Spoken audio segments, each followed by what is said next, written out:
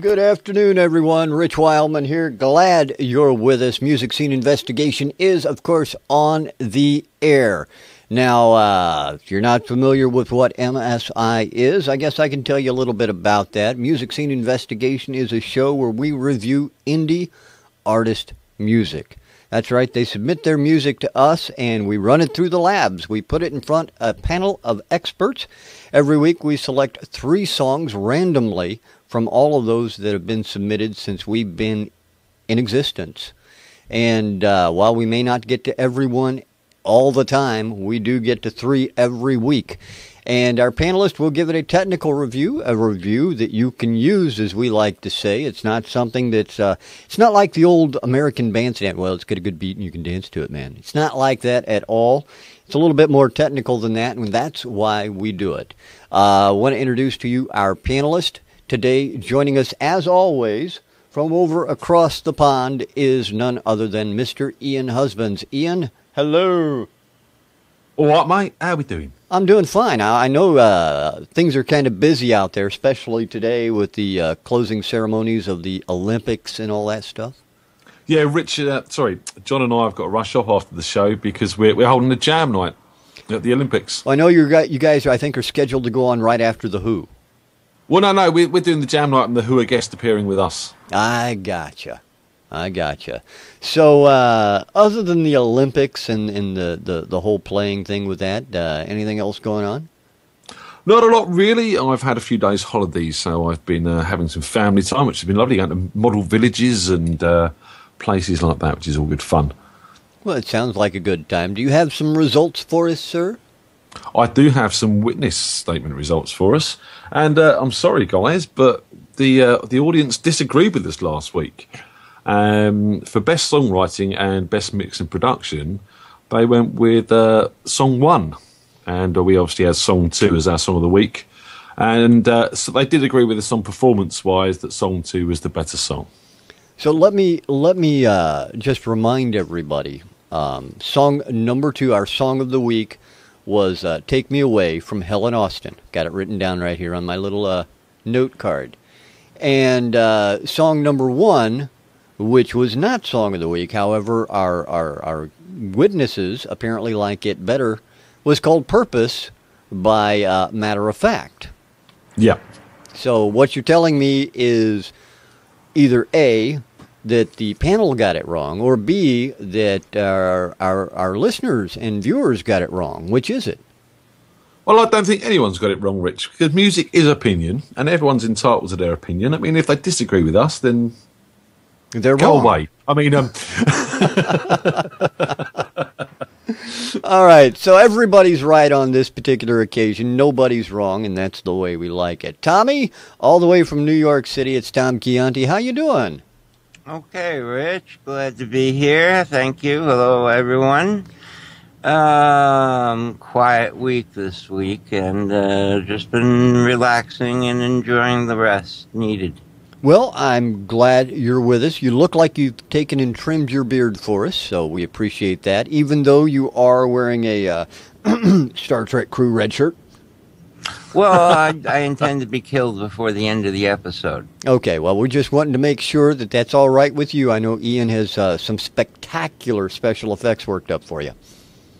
Yeah, he's very good with the spectacular. Well, we'll show the spectacular a little later on. For those who didn't see it last week, we have to. It's Star Trek Red. That's why I said Star Trek Red, not orange. Just want to clarify that. Everybody out in the chat room is, it's orange, dude. It's orange. Yeah. Well, you are colorblind, Rich. But that's true. I am. All right, Star Trek Red. That's what I say. That's what goes. All right, our guest panelist this week is none other. You're wrong. Pardon? If you disagree, you're wrong. That's right. That's exactly right. If you disagree with me, you're wrong. I can say that because I'm the host. All right, our guest panelist this week, good friend of the show. We're glad to have him back each and every time he shows up on the show. He's an audio engineer, electronics engineer. He is the guy behind the software you use to make music. If you use Imposcar 2, Omnisphere, you probably know him if you read the credits. Mr. Jon Hodgson. John, glad you're with us, man. How you doing? Oh, pretty good, thanks. Glad to be here. So, super top secret pieces and projects you're working on. We talked a little bit about it before the show. Now, can I go ahead and let everybody know? I wish you'd tell me what I'm working on. They didn't tell you? Oh, goodness. So can you let us in on any secrets, or are we... No, I'm afraid not. Most of my time at the moment is spent doing the mundane stuff to try to keep up things, what's already up to date for users. Now, this is probably not something that everybody takes into account when they go out and buy a new piece of software. There's a lot of support that goes into this software, a lot of tweaks, a lot of updates, and things along those lines that you guys actually have to do behind the scenes. It's not all glamorous. Yes, unfortunately so. And the big thing at the moment is 64-bit things, which on the face of them should be fairly simple, but there's always a lot of gotchas in there. And now with Mountain Lion, there's the gatekeeper stuff. And signing in itself shouldn't be too complicated, but there's hassles with setting all that up. That's another thing that people don't generally have to take into account or may not understand. You guys, with Apple rolling out this new operating system, you guys got to prepare for that. Yeah. And it happens, it's a moving target, unfortunately, with operating systems. It seems like you solve the problems on one thing, and then they'll release a new one. And that takes you away from the stuff that you want to be doing, which is actually come out with things which will produce new and interesting sounds for people. Yeah, so it's not all funs and games like we all like to believe it is. I mean, you actually have to do some real work in the background. You can't have fun all the time coming up with all this new ways to make music. It's actually work in the background. Yes, and I think one of the things that helps distort the image of this is the OS providers, especially Apple, I find, always quote the easiest port. So they'll say, "Oh, we went back in the days when Intel came out. They had MATLAB, which guy ported in half an hour." You say 64 bits. Oh, that's just a recompile. It might be if you're doing things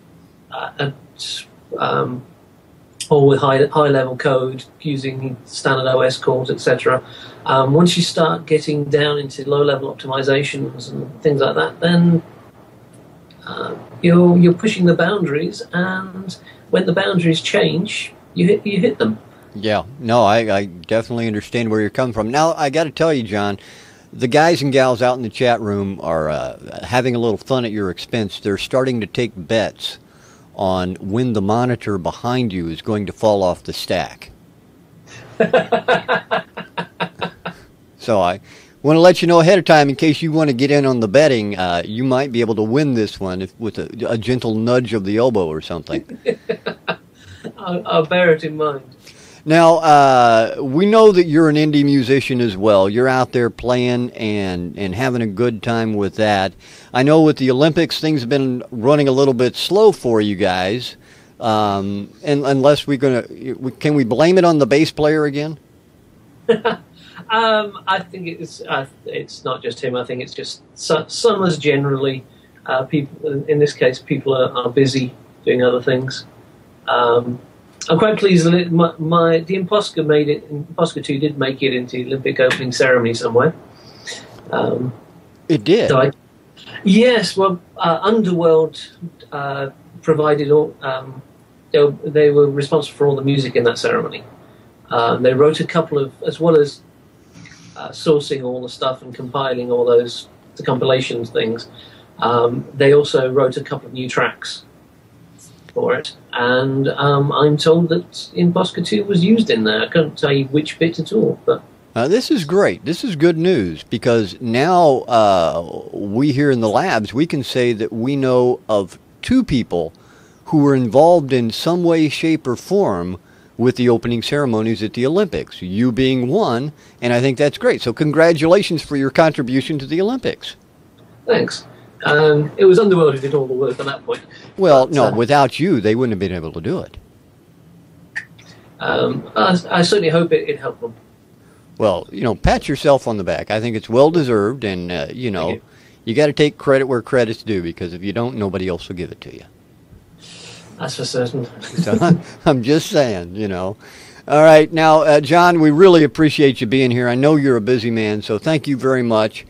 And I want to get down to listening to some of this music today because, these guys are going in and going to be competing next month. Maybe one of them will be for that coveted hit list place. And, I just want to stress to everybody out there who may be watching, who may be listening, that the hit list is something you're shooting for on here, but you got to make it through the labs as a song of the week first. So with that being said, guys, I want to go ahead and get into the music today with our song number 1, the first song in today's MSI.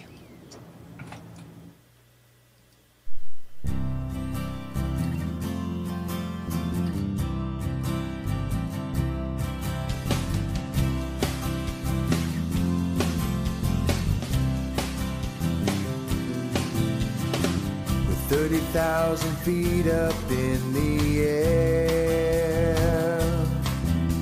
the cabin walls developing a tear.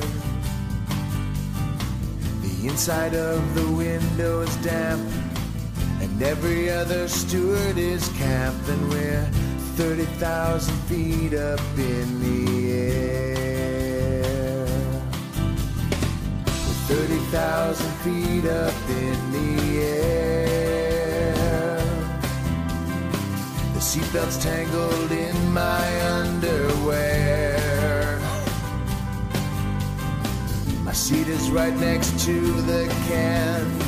My meals all smell of Algicin, and we're 30,000 feet up in the air. 30,000 feet up in the air. We're at warp speed but not going anywhere. If I was religious, I would say a prayer for you, 'cause we're 30,000 feet up in the air. We're 30,000 feet up in the sky. I'm in a cold sweat, but my mouth is very dry. The girl behind me's voice is so grating. Her father's bowels are evacuating, and we're 30,000 feet up in the sky. 30,000 feet above the ground. My headaches now started to pound and pound. For 3 hours to land we've been waiting. Now my heart's defibrillating, and we're 30,000 feet above the ground. We're 30,000 feet above the ground. I regret the 13th whiskey that I downed. The recycle dial goes round and round and round and round and round, and we're 30,000 feet above the ground. We're 30,000 feet up in the sky. I think the pilot's forgotten how to fly. Next to me is a drama queen. She's all tapped out of Dramamine, and we're 30,000 feet up in the sky.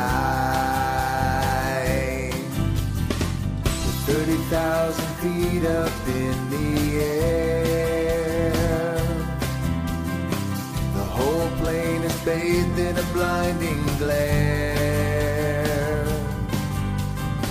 I think we're headed for the sun. Looks like we passed Apollo 1 and we're 30,000 feet up in the air. 30,000 feet is what he's saying. I don't get that one. Maybe he likes to fly. I don't know. Let's go to our panelists, find out what they thought. Mr. Ian Husbands, your thoughts on track number 1? Yeah, I mean, maybe he does like to fly. I actually liked that 30,000 feet hook. And I think the vocal on this is very, very well recorded. Shame about the rest of it. The acoustic sound to start with had no clarity to it. And it was set way back and sounded very live, and it needed tightening up, and it needed bringing forward in the mix. I mean, everything needed bringing forward in the mix compared to that vocal, which was far too loud. But it was nice to see some harmonies in there. I like that, like the use of harmonies, and again, I really did like the use of the English language. He's obviously got a good grasp for writing lyrics, and it shows on this song.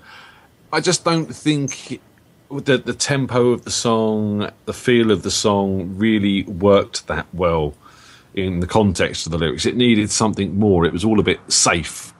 But that mix really did need some attention. The drums were very loose. They need tightening up on the mix for some compression and EQ. The backing vocals need bringing out more. As I said, the acoustic needs a lot of attention. And the bass was very flappy and had a lot of mids in there which don't need to be there. It needs to sort of be EQ'd and probably compressed again. I think, tighten this mix up. You've got the start of a good song, maybe a little bit faster to give it a bit more punch. I mean, it's one of those ones that you don't know whether to sort of like or not. There's a lot going for it, but it's not quite right. But it's a good start to the show. All right. Thank you very much, Ian. And Mr. Tom Chianti, what do you think of track number 1? Well, I think this might be our first novelty song we've ever had on. If he said 30,000 feet one more time, I was going to hang myself. I mean, it's a nice hook, but it's every other line. 30,000 feet up in the air, 30,000 feet up in the sky, 30,000 feet up my rectum. I mean, it was overused. The lead vocal sounded good. Everything else was pushed too far back. I did not like the stick sound on the snare.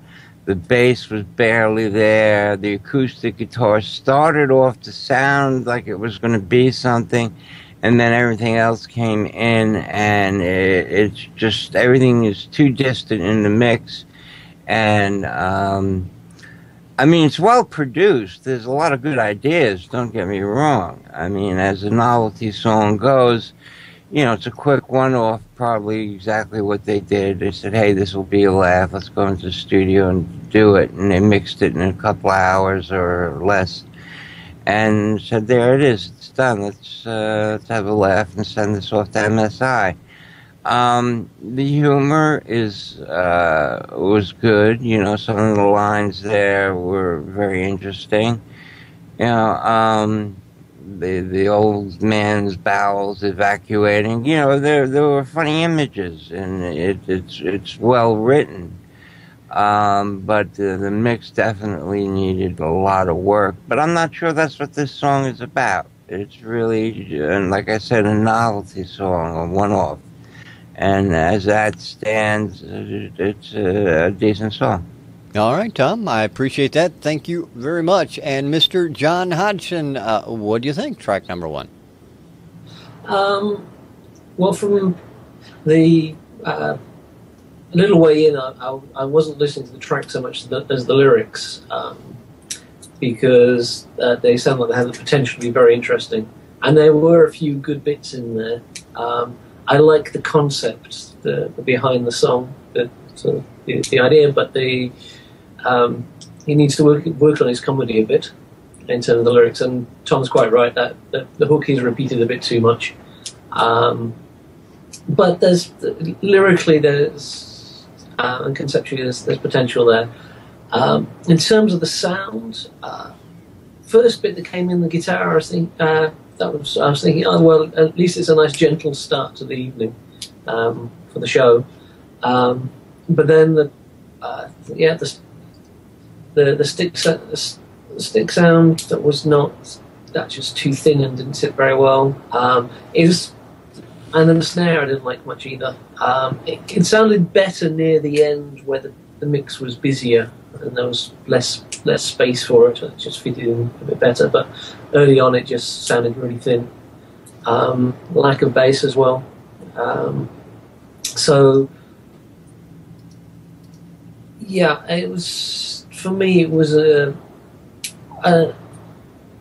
mix that had and a song which had good ideas but didn't failed a bit in the execution. All right. Well, I appreciate that, John. Thank you very much. Now I'll introduce the track to everyone. The name of that song is... Let me guess. Yeah, Tom. Go ahead. Go ahead. Guess now that it's up on the screen. 30,000. Oh, now, yeah. It's actually called 30,000 Feet Up in the Air, believe it or not. Robin Grimmond is the author of that and submitted that to MSI. We appreciate the fact that they submitted that in. Now, it's not something you'll probably hear in an airport anytime soon, as Mark had said out in the chat room. All right, gentlemen, let's head on to track number 2 on today's show on this MSI.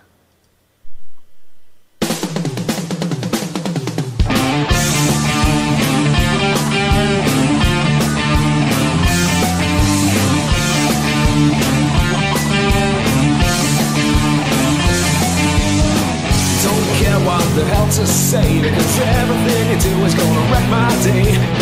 Don't know what else to do, because it makes me sick just looking at you. How'd it go wrong, where and when? Would have been different if we started again. Would you see things through my eyes, or would you carry on now behind your disguise?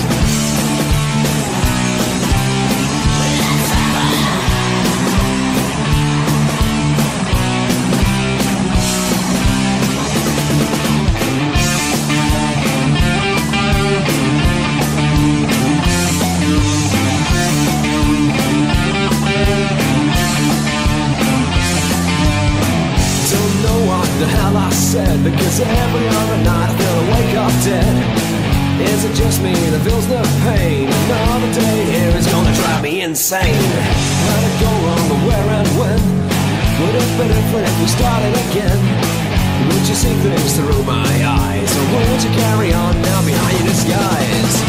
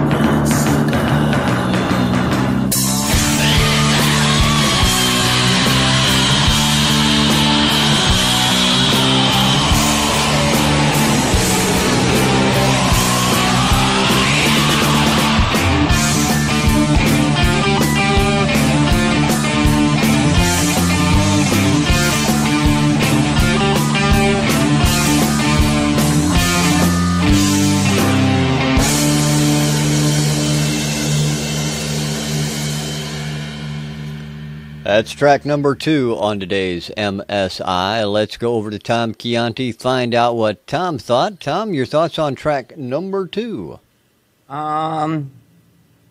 Nice playing, nice catchy riffs.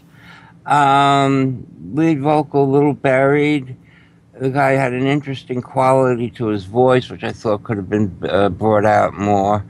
Overall, it sounded like there was a cloth over the speakers.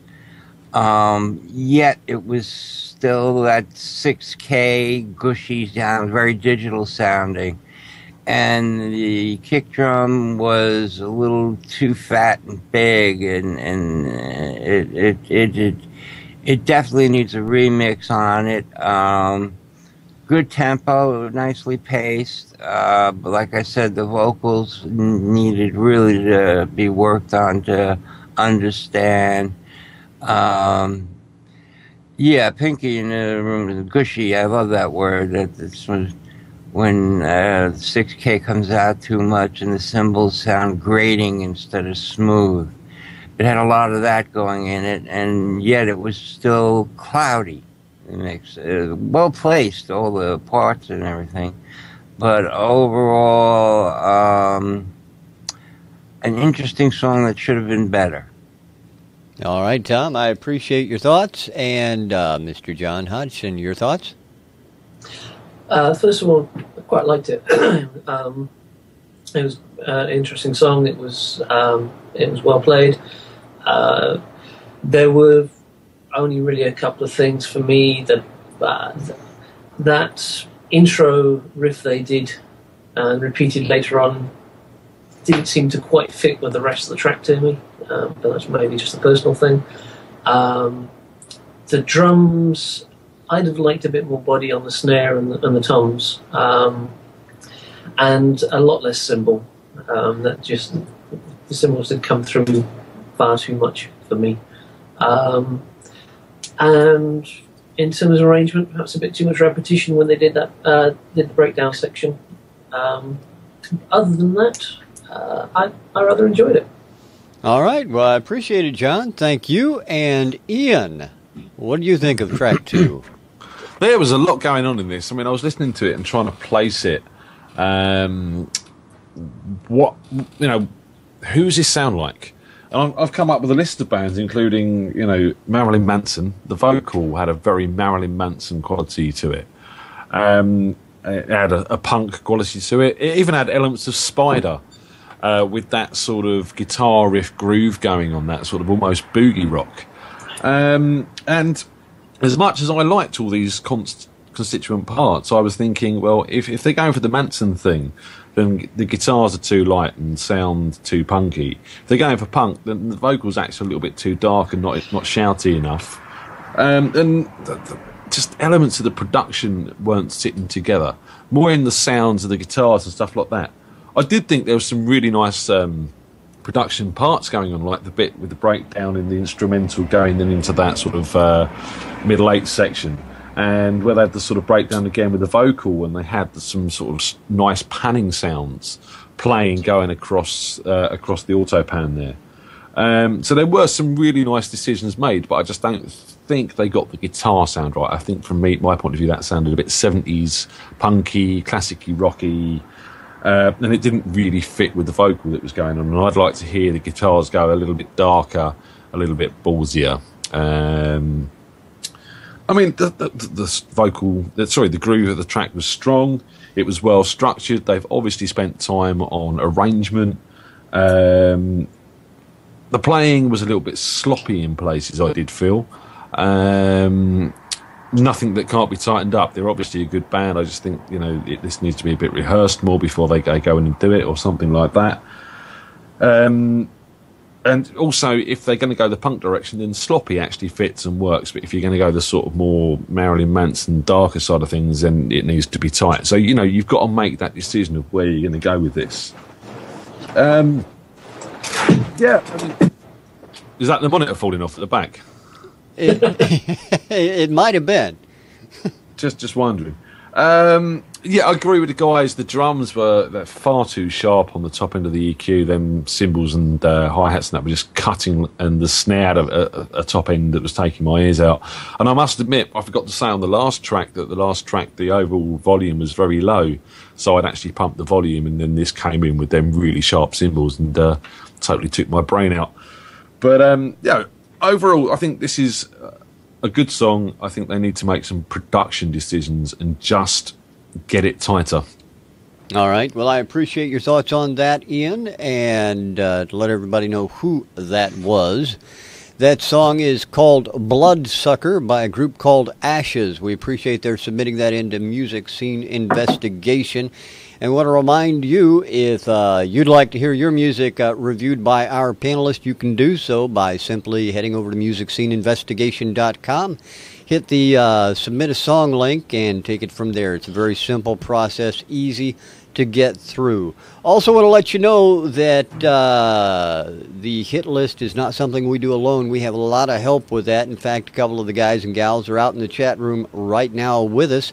Mark from Butterflies Radio, he is the co-owner of Butterflies Radio. They do this crazy little thing every Tuesday they call Twitter Tuesday Live. It's a lot of fun. If you've never been there, you need to go and take a listen to that. It happens every Tuesday, 8 p.m. Eastern. We'd also like to thank Walter and the Indie Music Bus for their help over on the hit list as well. So he is the king of social media. That's all I got to say. I'm just going to let you know. Guys. So, gentlemen, we have one more track to go through. So what say we get right down to it? Here it is, everyone. Track number 3 on today's MSI.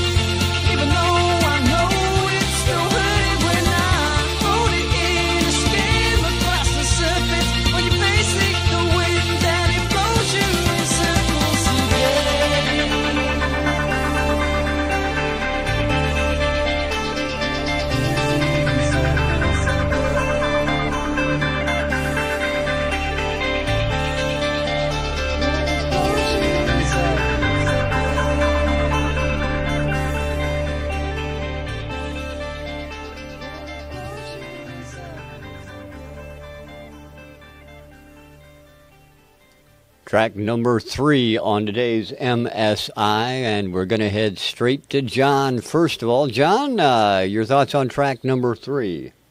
It's a bit different, isn't it? When it first came in, I found the sound a little bit too ringy, but then it seemed to sit okay as soon as the rest of the mix came in, which probably goes to show you need to actually mix differently at different points. EQ it a bit differently. Overall, it all seemed to be, at least on my system, all happening from the mid to the top. There was nothing down in the bass end, really. So I prefer so that sounds wrong to me. The drums, a bit too rigid, really. It's a song that's really calling, at least for my taste, for a good drummer who's putting something into it, and with a slightly more organic sound as well. I'm not sure if the drums are all sequenced. They sound very precise in timing to me. So I suspect they were. Vocals I liked. Could have heard them a bit more in some points. Guitar sounds most of the time good. And overall, I really like the song, to be honest. But there's it's just a few things in the mix, a few of the sound choices that I think they might be able to do a bit differently than those drums, but I enjoyed it. All right, well, I appreciate that, John. Thank you so much. And over to Ian we go. Ian, your thoughts? I'm still trying to work out who this was. I mean, there was elements of U2 in there was elements of Genesis in there, but it was also trying to be a bit more contemporary. Maybe elements of the Killers and bands like that in there too. And I think there was a lot of good stuff going on in there. As John was saying, the guitar sounds were good. Really nice to hear a well-recorded and well-EQ'd acoustic guitar in the introduction. That kind of got lost throughout the song. The vocal mix was very inconsistent. Sometimes he was too loud, sometimes he wasn't loud enough. And that really needs paying attention to. And I felt the vocal was very thin. Again, attention on EQ, especially in the bottom end there, and dry. In fact, I think the whole song was very thin. It was lacking in bottom end. There was no clarity in that bass. There was no warmth coming through. It was all very sort of up there in the mids and the highs. The bass, what I did here was very nondescript, again, because those drums were very precise. The bass I didn't find was doing anything that interesting from what I could hear. We've talked about this in the past, and it sounds to me like this vocalist is struggling a little bit. And I think this song would benefit by lowering the key. He's obviously got a voice, he can obviously get up there, but it does sound like he's struggling in places.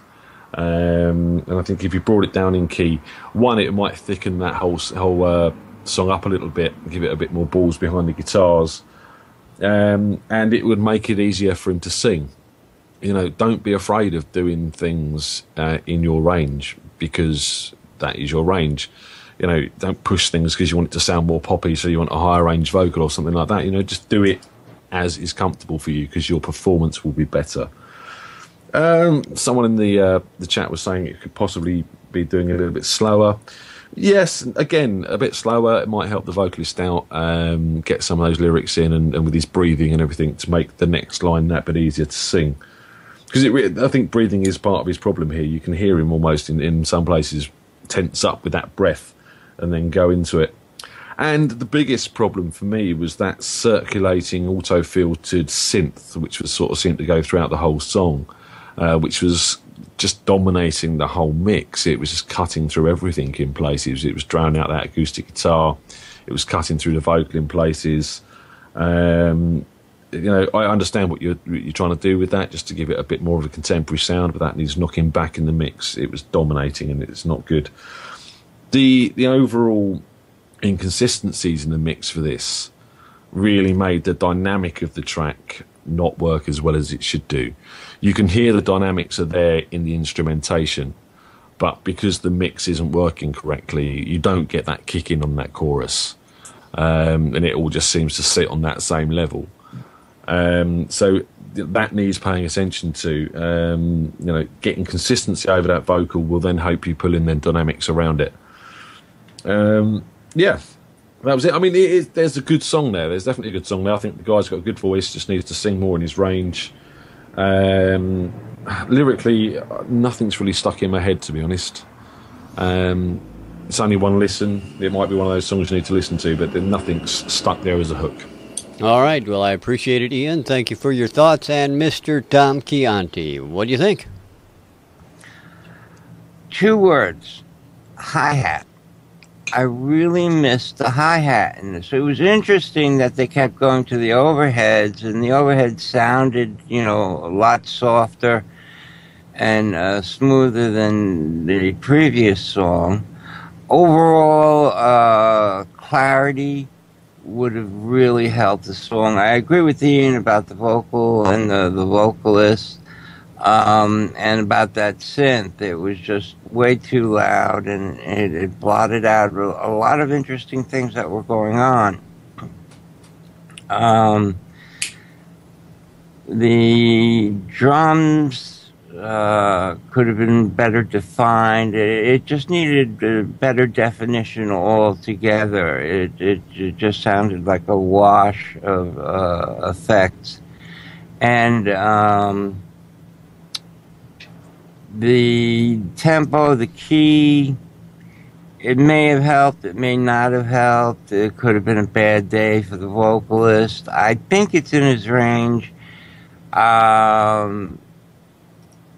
Maybe he was going for too much drama, but it did sound something there was lacking. But my biggest thing was I would have liked to hear a quarter note or an interesting triplet or something on a hi-hat to give it a root and push it more. And overall, much more clarity. The drum sound was not to my liking. But it's, an interesting changeover from verse to hook. That was done well. And overall, I do like it. I just think it just suffers from a lack of definition. All right. Well, I appreciate it, Tom. Thank you very much to introduce that track. Let's go to the boards. That track is called Falling by a group called The Dusk. The Dusk with Falling, we appreciate their sending that through the labs today. Now, before we send the guys off to determine what the song of the week is, I want to invite everybody over to the Witness page at musicscene.com or musicsceneinvestigation.com/witness, or you can hit that link that was thrown into the chat room and let us know what you thought. You got 3 subjects there. Select one and make your thoughts known. We'll bring those to you at the top of next week's show. And now, gentlemen, we have a task for you 3, that being on deciding a song of the week for this week. So without further ado, I'm going to turn it over to you guys so you can argue it out. Weren't we going to watch a video first? No, we're going to watch that after. Oh, and I'm mixing it up. Looking forward to it. I'm mixing it up. DJ Rich on the decks. That's right. Yo, yo, yo. Yo, yo, yo. Oh dear. 50p a head, the body ride's free. This is a hard week, actually. What do you reckon, guys? I have no problem with going with number 3. How about you, John? Because I'm kind of torn between 2 and 3. Yeah. I am possibly not as much as you. One, I'd say keep going there with the songwriting. It's got I like the way he's going, but there's work to be done. 2, I was going to go with that one at one point, partly because the name reminds me of an ex, but you weak male, you weak male. Which is, I think, what the song's about, isn't it? But I like the, it's got potential, but I'm definitely on 3. Basically because for me it's a remix, and I'd be able to listen to it again, re-record it with maybe a lower key, maybe change the tempo, certainly redo the drums, and I think that it might be a song that I could get to actually quite like. So it takes the least to get to where I find it okay on my iPod, and I think it's got the most potential to be something that I'd get into. So that's for me. It's 3. All right. Now, the undecided and torn Ian, what do you think? Well, I think the guys have made up my mind for me, and looking at the guys in the chat, they're going with song 3 as well. So again, I'm not going to rock the boat on this one. 3 very good songs. I mean, some really good writing being displayed this week. Mixes and production seem to be the main points of suffering, which can all be corrected quite easily if you've got a good song. So yeah, I'll go with number 3. All right. Well, there you have it then. 3. Yeah, I think number 3 would actually, with a really good mastering job, sound 10 times better if they were to leave it as it is. But yeah, overall, like I said, it was very easy for me to make a choice. It just had the most of everything we look for. All right, makes sense, guys. Now, for that moment you've all been waiting for, the movie that Tommy's going to star in. Here you go. Enjoy this. New York City. No one is safe.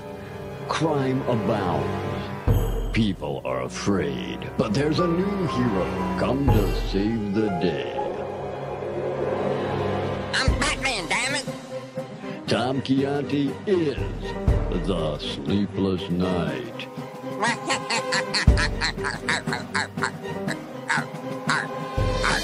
Goodbye, Dad. Bye.